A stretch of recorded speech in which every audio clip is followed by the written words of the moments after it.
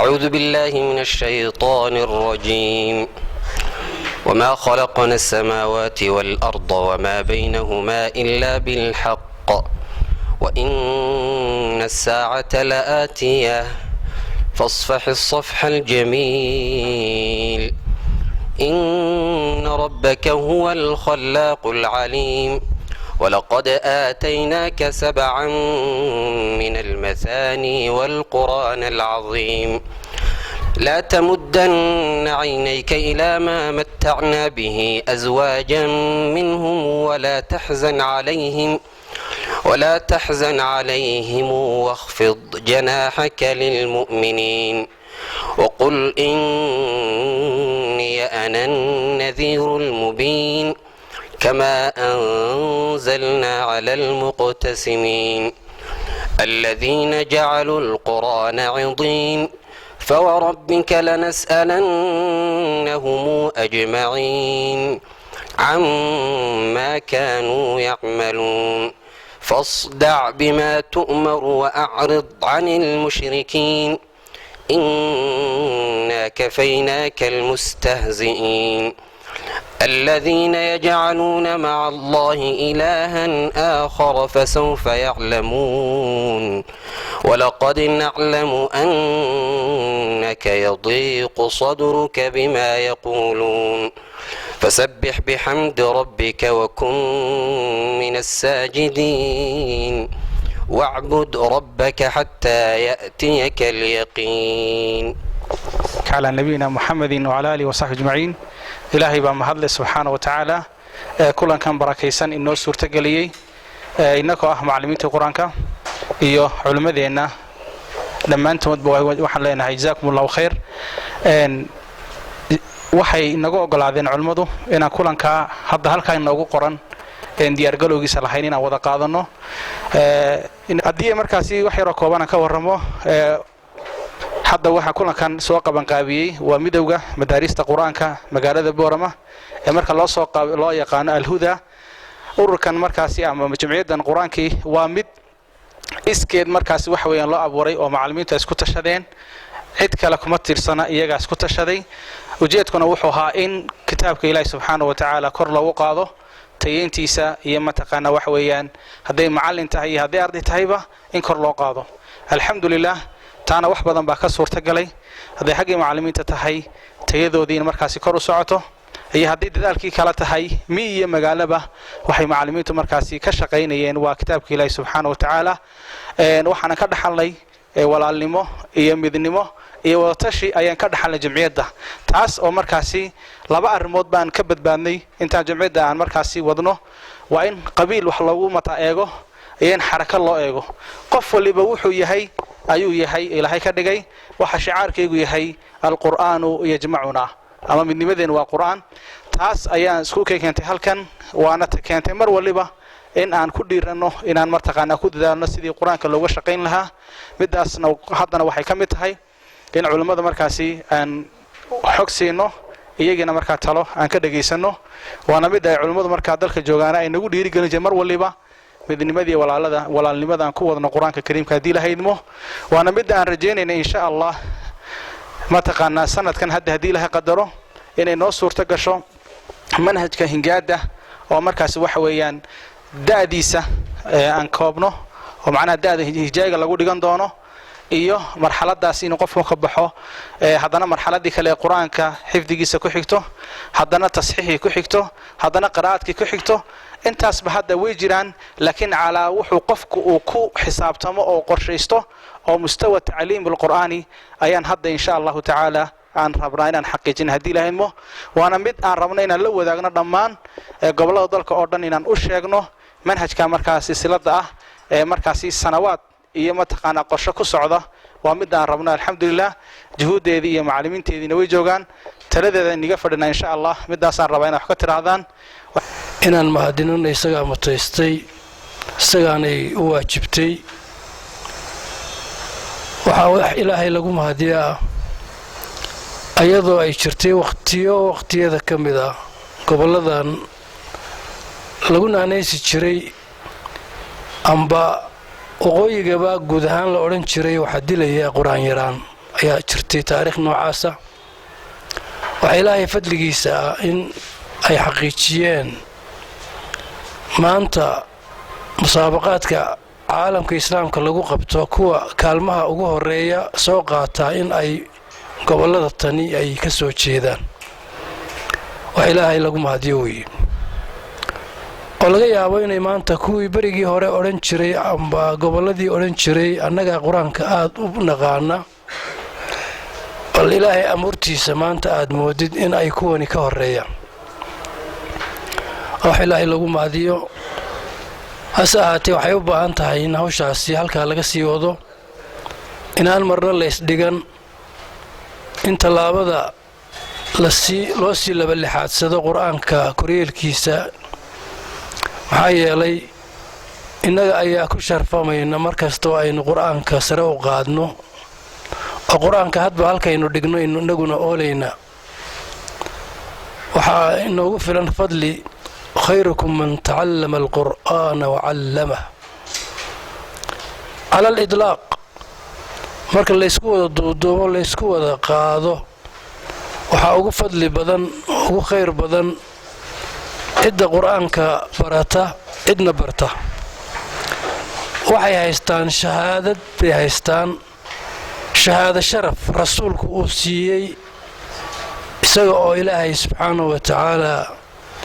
waxyigiisa ku hadlaya wamaa yandiqu cani ilhawaa in huwa ilaa waxyun yuuxaa iskama hadlay nebiguye waxyi ilaahay buu ku hadlayay calayhi salaatu wasalaam si aantaasi waxaa loo baahan yahay in aynu qur-aanka ku dadaalo sidii aynu u gaadhsiin lahayn sida ugu fudud oo ugu sahlan qur-aanku uu sahlan yahay waanu fudud yahay walaqad yasarna alqur'aana lidikri fahal min mudakir ilaahay baaba leh qur-aankii waanu sahlay oo waanu fudaydinay hadday tahay cibrad ku qaadad hadday tahay wacdi hadday tahay ku camalfal ee haddaba ma jiraa kii ku cibrad qaadanayay amba kuwaan toobayey amba xifdinayey amba ku camalfalayay ma jira saasaa loo baahan yahay inaynu hawlusha meel weyn aynu ka guntanno macallin qaylo dheer iyo hooyo qababaalo fiican iyo aabe wax quudha ayaa qur-aanka meel ku gaadhaayo ubadku ay ku bartaan macallinkaasi aan ka daalayn aqrintiisa iyo marintiisa iyo subaciisa hooyo qababaalo fiican oo ilmihii iyaduna si wanaagsan sida ugu habboon ee ugu wanaagsan mar walba wakhtiga ugu fiican uu u qaadan lahaa iyo aabe wax quudha oo ilmihii la barbartaagan wixii uu ku gaadhi lahaa maqsadkaasi qiimaha badan ee sharafta badan maxaa jira hadhowta markuu ilmuhu qur-aanka xafido oo barto waxa uu ilmahani sabab u noqon doonaa in ilaahay saaro taajul waqaar taaj qiimo leh in ilaahay maalinta qiyaame iska daa yacni kii bartay maxaad u malayn ee xafiday waalidkiisii baa taajkaasi lagu billadaynayaa oo lagu maamuusayaa lagu qiimaynayaa waxaan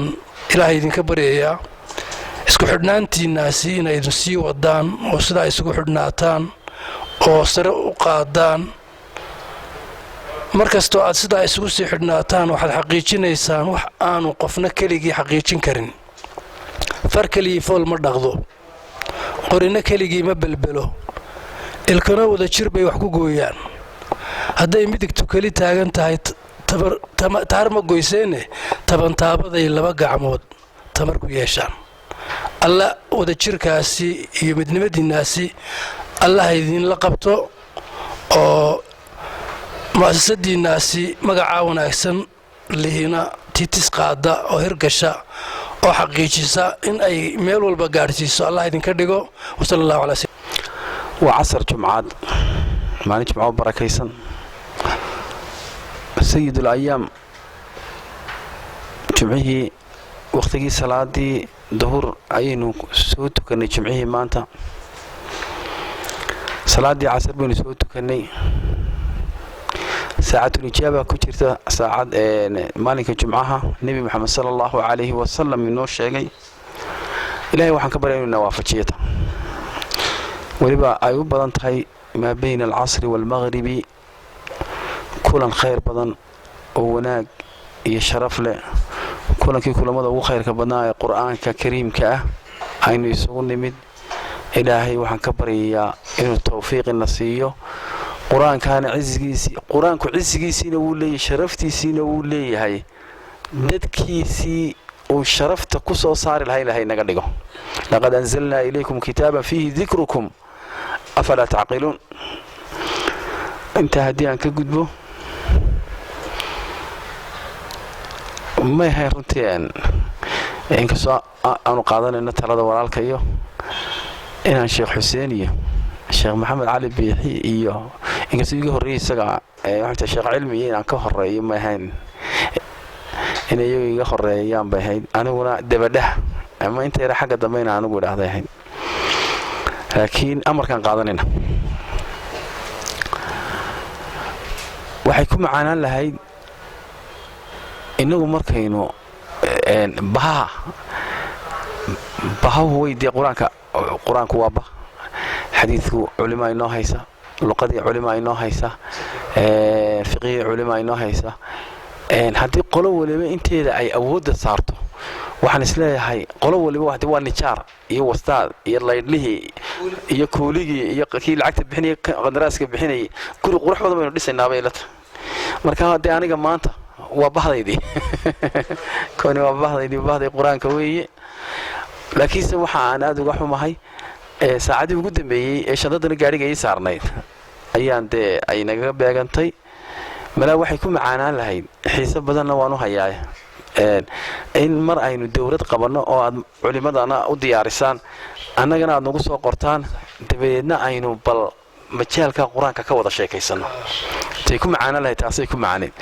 aan ka wada sheekaysano bal horta marka ugu horeysa macalinka inuu baahanay waa nooceyn maxaynu ka doonaynaa macalinka kalaaska aynu ku dhigayno maxaynu ka doonaynaa ardayga maxaynu ka doonaynaa horta bal intayna waxba u dhigin markaynu taas sifayno aynu taa meel isla dhigno aynu deedna casharadii haddana bilowno oo inaahdo sidaynu ardayga cashar amaliyaadka ama hawlaha uu quraanku u baahan yahay marka la dhigayo waa kuwii oo aniga imika ay ugu muuqato marka inta hore ayaduna inta hore waa casharadan saddex arimood inay ugu muhiimsan yihiin ilqaa'u darsi tasmiicu darsi iyo muraajacatu darsi in casharkii la mariyo oo macalinka afkiisa uu ka soo baxo macalinka gudbiyo waa ilqaa'u darsi tasmiica darsi wixii uu ku shubay ardayga inuu ka soo shubo waa inuu ka dhageysto iyo muraajacatu darsi dariska maanta la dhigaya waa ribix الرأسمال والزيادة لو كردينيو رأسمال كي لكن رأسمال كوا 10 كوا soo bartay ardaygu kaana waxa lagu ilaalin karaa muraajaca lagu ilaalin karaa subaxba lagu ilaalin karaa marka inaynu mawaadiicda ka sheekaysanaan aad u jeclaa diyaar baan u ahay insha Allah ta'ala mar chance ku saamaxo inaan ku soo noqdo oo xagga hore aynu ka dhigno xag bahdayna isku bahday xagga quraanka inta waxaan ku dhaafayaa runtii موضوع يسيدي عن حسين لها رنتين إنه موضوع إسكارجنو مجالدنا إنه شوقني بورما مجال قيمة بدوية ومجال القرآن الشيخ كان صاحب كان هاي وأنا أدو احترامنا رنتي الشيخ حسين ما كان بورما يماضو ترجع هره الشيخ حسين مقصود كتير يا الشيخ حسين مالك شوقي كتير رنتي واحد بدنا وان كفائدي قرآن كأو قرآن معها أخلاقيات هي تربية وان كفائدي marka magaaladani waxay ahaan jirtay magaaladii quraanka xaqiiqa dhalinyaro inaad u badantiin magaaladii quraanka marka waqooyiga laga hadlayo ama Soomaaliland ba laga hadlayo marbay boorama caalanka quraanka sidii marna la saanood ba sidii oo hargeysada aad arkaysaan waxba la'aan iska ahay waa run khayaali ma aha waa arrin xaqiiqi weey نور باك بحي إن شاء الله نور كاسنا مر البوسيسية دونا لكن واحد ترى challenge وحيابك لو إن الله سوق لم يشي بأجرا تعليمتك لا إن الله سوقش tacliintii kale ayay nala soo gashay dabadeedna waxaad moodaa tacliintii kale in dadkii ay xaggooda u jeesteen in badan dabeedna qur-aankii in la badaxaynaya iminka berigaan daarul qur-aan furay xagga hargeysa oo markii hore nashaadka qur-aankuna aanu badnayn xifdigana diiwaaniga idinshugii boorama kaga wanaagsanayd ayaa ilaahay markii dambe aad iyo aad iqbaal wanaagsan bay heshay dabeedna markaan doonaya dadka inaan madrasada ay buuxsantay dadka inaan ka joojiyo ayaan ku odhan jiray hadda qur-aan uma dhigaya hadda wax kale ma dhigayo dabeedna waxaan doonayay qofku inuu yidhahdo meel ma hayaan ugu dhige dabeedna inuu yidhahdo ma qur-aan uma dhigaysaa dee hadda anagu waxaan doonaynaa qur-aan iyo xiisado kale oo biology miyaan digayn science miyaan digayn english miyaan digayn dabeedna ay saa igaga yar tagaan ma jeclaa inta dee jaanis la helayo waxay beri gaadhay inay yidhaahdaan qur-aankaasun baanu doonaynaa xagana igaga soo wareegay iyaguna annagu sayniskan iyo waxanba ma doonayna noogu dhig waa nicmo weyn oo iskuul la-aani jirin waxaan jirin wax magaalada hargeysa boorama imanka waxa haysta maatigiiba haysta weliba boorama ayuu ka soo bilaabmay nashaadku markaynu dee xaqiiqda dee waan kusoo dhawaanaynahay boorama ka soo bilaabmay maadigii aad runtii waana wanaagsantii maadiga in la barto oo ma diidan intaa oo annagu waan soo baranay de annagu ciyaal iskuul baanu ahayn yaa culimada wax baratay labay ahaayeenoo culimana xerni bay kusoo barteenoo maasha allah dadaal badan bay sameeyeen culimana iminka culimadan joogtaa qaarna iska ciyaal iskuullay ahaayeenoo nooca iyagana ahaayeenoo culimadan iska daba farfaysan jirnay marka way wanaagsan tahay oo ummadan dee waxaa la doonayaa in la hagaajiyo oo ummadani maanta in wax loo qabtay u baahan yahay wani maanta khudbadda kaga hadlaya laakiin ummadani waxay u baahan tahay qur-aankeedii inuu number 1 u noqdaa la doonaya shareecadu number 1 u noqotaa la doonaya shareecadu waa inay wal noqdo midigta waa in lagu hayaa takalna markaasay barakoobaysa waxa dhacay magaalooyinkii waxa ku dhacay boorama iyo hargeysa boorama waliba ku horeysay maadigiiba lagu jabay hadda waxay ku dhow yihiin oo madaarista ay ku dhawaadeen markaynu xaqiiq ku wada hadlayno in macalinkeena qur-aankana macalinka tarbiyada ee iskuullada laga dhigo marka run la sheegana xiisadaha kale iyo qur-aanka dee qur-aanka ka adag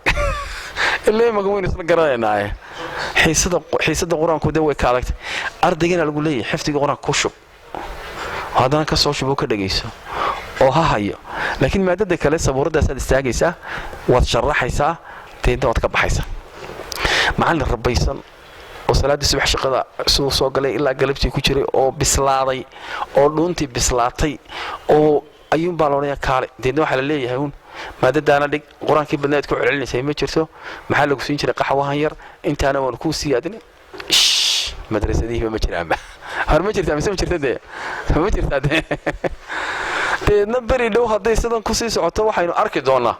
ilaahay kama dhigee madaarista qur-aanku is wada xidhan hadday sidaa kusii socoto annagu rag waaweyn baanu nahay jaaniskayga intaanu qaadan karaynay waanu soo qaadanay wixii noo hadhayna waanu qaadan doonaa laakiin waxaan idiin sheegayaa waana halka laysku imtixaamaya anigii maanta ka sheekeynayo imtixaanka ninba meel baa laga imtixaamay nabiyullahi ismaaciil soo lama imtixaano gowrac lama odhan nasri ma ka dambeeye faraj ma ka dambeeye macallinkaa iska cararaya dabeedna xaggaa u cararaya ee duruuftu way adag tahay u sabri waayo qur-aanka ee inta yare kala doonta dee waxa weeyaan ciidankeenni wuu jabiyey ciidankeenni wuu jabiye ha ogaada dee kaas nasriga qur-aankuna wuu imanaya maalmuhuna way isbedelayaan dadkuna imanka waxaad moodaa hargeysa sawirka haddana soo baxay imanka 6-7 sannadood waanu jaha wareersanayn ardaydii qur-aanku waxa weeyaan dawakhaad baa ku dhacay waxa kaloo dhacay iskuulkii oo qura maaha qaarkood ilaa gelinkii dambe bay hayaanba qaarkoodna gelinkii dambe tuition waxbay odhanayaanoo macallin baa loo qabanaya qaarkood waxay leeyihiin qur-aankii yara keeno 3 soo daabay ku odhanaya 4 soo daa casarkii ku odhanaya subax maafi ma jiro habeenkiina macallin baa loo qabanaya waalid badan ubadkii ma ilaalinayaanoo waxaa la daawanayaa maxay bahalkiiba habeenkii la daawanayaa ciyaarahana aad bay dhalinyartu imika ugu baas yihiin oo cajiibo waxa laga yaabaa waxa Real Madrid iyo Fulaniya wada ciyaaraya bay odhanayaanoo halkaana barnaamij xiisada ka soo baxay ardaygii oo noociisa ku imanay marka waxa runtii aan idin sheegayaa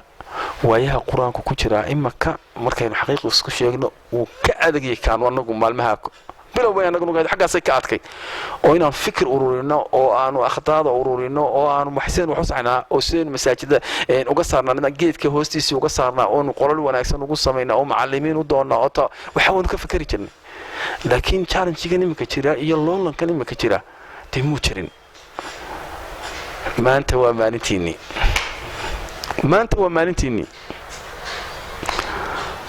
waxaan doonaynaa ardayga iskuulka dhiganaya iskuulkiisa iska dhigso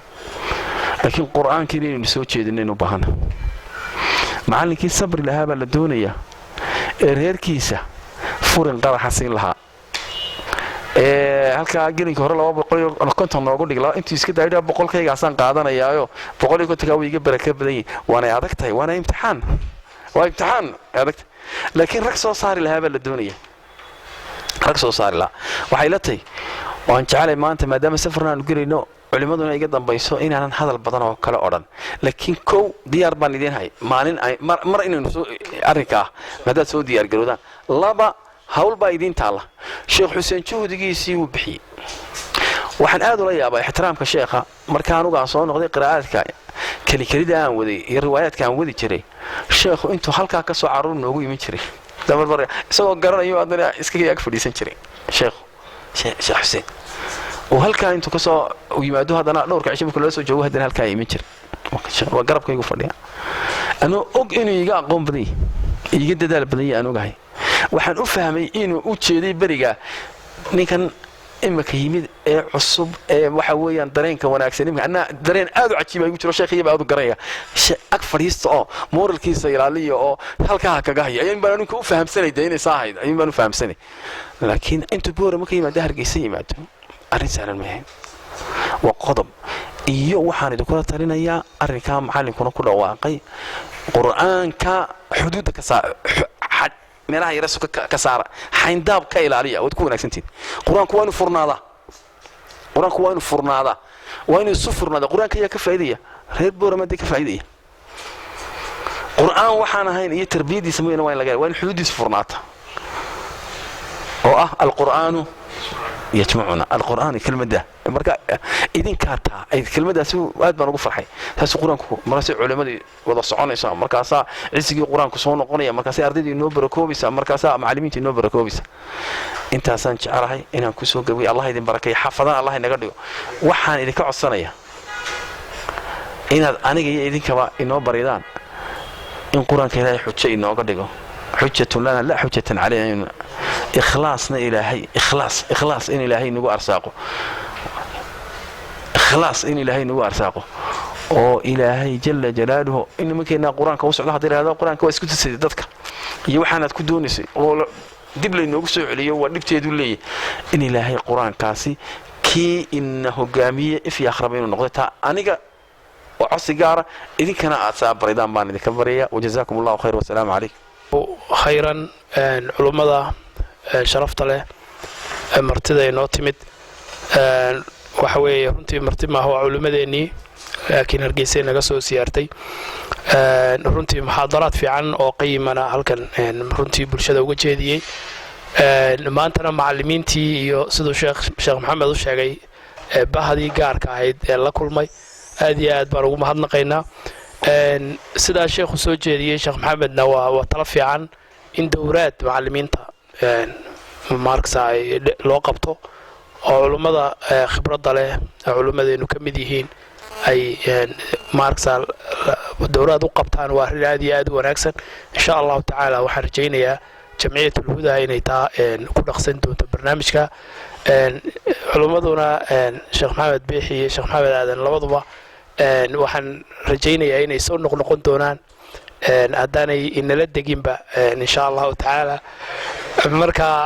waxa weeye waa si wanaagsan xirfad xariifnimada iyo maxaa la dhahaa way ku xidhan tahay xariifnimadeennana way ku xidhan tahay culummada berigii hore waa la dejin jiray oo ma garanaysa aad baa loo soo dhoweyn jiray oo isagoo aan ku talagelin inuu dego ayuu degi jiray marka insha allahu tacaala culummada waanu soo dhawaynaynaa marka barnaamijkaasi ku dhaqsada jamciyaddan waxa weeye jamciyatul hudaa waa jamciyad weyn runtii macallimiin badan iyo madaaris badan oo aad u tiro badan arday badan haya ayaa maarkasa badankooga ku jira marka insha allahu tacaala jamciyadda in midnimada sidaa la sheegay ay ballaariyaan oo midnimada ilaaliyaan oo marksa ayaa aad iyo aad idinku dhiirigelinaya waxa weeye qur'aanka iyo ahlul qur'aan haddii ay midoobi waayaan oo waxyaabaha yaryar ee fudud iyo waxaas laga tegi waayo oo yaa kaloo midoobayo dadka midnimada iyo marksa islaamnimadii iyo walaaltinimadii islaamnimadii nafraysa ayaa samaynaya waa arrin aad iyo aad u muhiima culummadu inay dadka u noqdaan ma garanaysaa tusaale u noqdaan sida iyagu u midaysan yihiin sida ay iyagu isku kaashanayaan sida ay khayrka isugu gargaarsanayaan waxaynu ummadda u sheegaynaa runtii waa in ay ka muuqato marka jazaakum allahu khayran maanta halkan waxa weeye dad aad iyo aad ahlul qur'aan anigoo maaragsa halkaa daciif ku ah runtii ayaan ahlul qur'aan la joogaa aad iyo aad baan ugu farxaa la joogidooda sheekh xuseen iyo culummada kalena in hadalka kaga horeeyo munaasib ma ahayn waxaan leeyahay ahlul qur'aan waa kuwii la yidhi humul qawmu laa yashqa jaliisuhum insha allahu tacaala waxaan insha allahu khayr badan baan rajaynaya wax kusoo dhaweyn unbuu isu keen darayaa mooyaane hargeysa marra ma nuqsaamin siduu juhuuddii u waday ayay maaragtay khaarija ka yimaadeen culamo macallimiin kale oo iyaguna maaragtay qiraa'aadkii iyo sanadkii wata marka dardar cusub oo kale oo maaragtay daadkii hore haddii uu in badan soo shaqeeyey oo daadkii hore dixda in badan markuu soo u gaagaabtaa daadku laakiin dixa kaloo xoojiya hadday kusoo biiraan in roob cusub hadduu do dawaysa sii xoojinayaan marka hargeysa markaa madad bad fara badan ba heshay madadkaasay markaa boorma kaga badasay boorma markaa waxa weeyaan daadka laagiira kolka hore laagtira soo rugmatay oo maaragtay aan aad isku xaqiri jiray quraankana cid buu u baahan yahay ilaahay cidiisa u keeno dadkii maaragtay waxa weeyaan ahlu sharafka ahlu maaragtay asxaab alcuquul وأولو الألباب كي قرآن كان أوكي لها سكولة يجمع ذي رادينها هابانياني سكولة فرين أي قرآن كان أدينا مارتي وحويا هدي قرآن كي النقطة السبب قرآن كونه هوس لا إيجو هذا سبب النقطة دم بيباكو وسجن سيد كارو قادا مركا أن كيف فكري جري لاكتي يريد ما حوجا أنا يرددي مارتي عن صوير تكبينيني wax soo biiriyo oo maartay xoojiya maan haynin dabadna waa sii daciifnay taas marka boorma ay ahayd inay hoos u dhacdo ay ka hooseyso halkii marka hore ay xoogaa intuu Sheekh Maxamed Aadan Iimanin ay ugu yar sareysay gobolka ayay markii hoos u dhacday laakiin alxamdulillah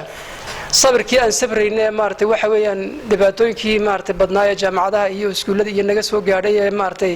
ay nadaad qaadeen sabrkii ay sabreen ilaahay se maartay waxa weeyaan wax maanta inoo keenay daad weyn oo socda oo macallimiintii ardayda niyada u dhis oo maartay waxa weeyaan quraankii kor soo maartay qaaday oo dixweeri soo rugmatay oo wax mafquud ahaay oo la waayay kolka hore oo khaasatan boorama aan ka jirin oo sanadkii quraanka ahaa soo nooleeyay halkii hargeysa maartay nooga hormartay arrimahaas sanad Soomaaliya ma aqoon umuuman markii hore si caama sanad lama aqoonin laakiin hargeysa ka dilaacay oo Muqdisho ka dilaacay oo khaasatan hargeysa yaani si fiican u dhigay marka sheekhaha daliye maartay ciidamadiisii iyo maartay aan ka dhahno marka sanadkaasi hargeysa mid naga horeysay buu ahaa nidaamka cajiibkee wanaagsan ee maartay sharafta leh Sheekh Maxamed Aadan keenay quraankii sharaftiisa lagu muujiyay mid hargeysa noogu maartay waayeel tahay ayuu noqday marka waxa se maartay hargeysa inaan maanta daba qaadno oo halkii hargeysa aad iyo aad u kaman jirnay inaan daba dhigno masalaha waxa ilaahay sabab nooga dhigay Sheekh Cabdi Fataax Tahir Cige oo maartay waxa weeyaan ilaahay ugu soo nicmeeyay inuu jamac al-qiraa'at al-10 عن ظهر قلبي أكو ذخرية مارتي 10 دبا 20 راوي بكرك أو كخرية سند كيدي مارتي وحويا أو سند عالي وليبه هو شيوختي مارتي لجنة التصحيح المصاحف مثل أو كسوقاتي قراءاتي كسوقاتي ما شاء الله ما أنت مريه مارتي أو بلابي يجود أو بلابي درب بقى 10 دي قيبة بدنا الدميين arday badan iyo macallimiin badaniba maartay waxa weyn maanta ay hiigsanayaan inay sanadkii qaataan oo sidiisa ay wada noqdaan ay hiigsanayaan marka haddii kontomeeyo uu la helo wada sanad haysta oo maartay sidiisoo kale maartay lama wada gaari kareen laakiin ku daba jira haddii la helo wax badan baan maartay waxa weeyaan aan hiigsan karnaa Hargeysa oo aan kollaba gaari karayn wax badan baan hiigsan karnaa xaqiiqatan marka arintaas sanadkii maartay waxay noqotay arin cumuumkii arintii aad sheegaysay Sheekh Maxamedow oo ahayd maartay quraanku inuu hoos u dhacay arin maartay boor ka hurgufaysa oo dad badan maartay waxa weeyaan dardar cusub quraankii ay barashadiisii u hayaan ayay maartay noqotay marka 2 sano dabadeed 5 sano dabadeed badhaho insha Allah maartay waan ka sar maraynaa jaamacadii wax la sheegay waan ka sar maraynaa insha Allah ilaahay idinki insha Allah barakallahu fiikum ilaahayna quraanka nagu ciseeyo kullay maartay fikirka maartay waxa weeyaan uu nagu jira waan haynaa fikir inaan quraankaas soo maartay waxa weeyaan calankiisu أو مارتي وسرّيه ببنيه وأنيش محمد بوح بدن وحن كيف فكر جربه هاي مركا وحويان إن شاء الله ستقر أعيننا إن شاء الله إلهي نقول عزيز قرآنك آخر يدوب الله نقول عزيز أهل القرآن الله نقدقه أهل الله وخاصته الله نقدقه قرآن كان الله كرق هذا دين الله كرق هذا عزة الله كرق عزة الإسلام كرق الله قاده كلما خلق الدين وجددوه كوي اللي يدي مارته الله نقدقه قرآن كان مارته وحويا دين تمارته جانية وحوا أسلين كأوه أسلين كقوة مارته وحن بارك هرقفي علما وعملا الله نقدقه إلهينا مارته نقدقه أئمة الهدى الله نقدقه